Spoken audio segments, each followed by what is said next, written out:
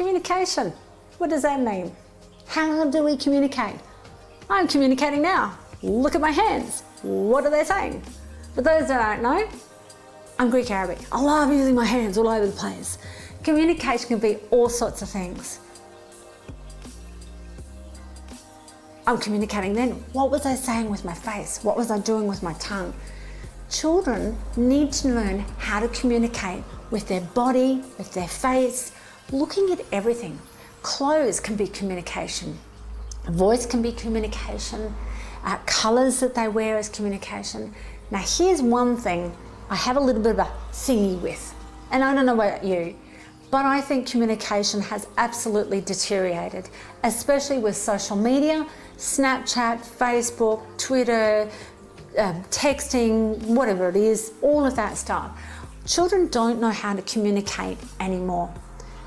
The idea of communicating is to be able to connect with you right here and now, not just a simple comment or emoticon or image or symbol, although I love heart does mean lots. And part of my communication I've watched deteriorate as well is where people will say outwardly to a total stranger, I love you. That doesn't make sense. Children don't know how to communicate because they watch us doing really poor behaviours like that. In the communication, I've seen people in consults where they say, I've been married for 30 years and my husband Facebook messaged me and said, I'm dumped and he's leaving me. What communication is that? And what does that teach the child? So let's go back to children. We're here trying to support them, allow them to blossom and thrive, and to be able to express who they are. Now they communicate very well, even if they don't speak the language.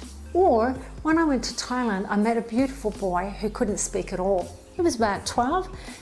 His culture and his background where he was, he just was never taught to speak, so he grunted.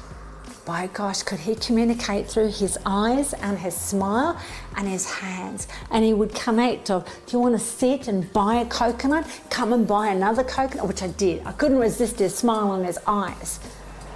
When we allow children to communicate verbally and with our eyes and connection with a person, the self-esteem that it brings is extraordinary. Because what it's doing is it's saying, I am you and you are me. It is so important to connect with the person. I'm going to let a little secret in. Those that know me know that filming, it's not my thing because I'm communicating with the camera. Behind the scenes is a lovely man that's supporting me, but the thing in front of me, so I imagine and visualize, going back to some of the tools, that you're right in front of me, that I'm communicating eye to eye and connecting with you. There's different forms of communicating too, depending on the personality type. Aquas love the touch. They love to be right with you, connecting. Stars, camera to camera, computers, radios, all that technology, perfect. Crystals, they can do the both. And rainbows, they much prefer to communicate with the whole surrounds and vibration of things. So let's go back to communication. What's your body doing? How's your body feeling? What position are you in? If you want to welcome someone in, would you do that or would you open up? When you're communicating with your child, one of the best things that you can do, primary or teenager, is if they're going through stuff, there's no such a thing as an issue, allow them to sit on the couch. You either sit with them or you sit below them. That communication says, right, you're important. Communication is not looking down over the child. That tells them you're insignificant. So, as my wild child imagination and visualization goes crazy and I'm communicating with you, not the camera, I'm going to open my heart and say, communicate with me. I would love at this stage to hear how things are going. How are the children going?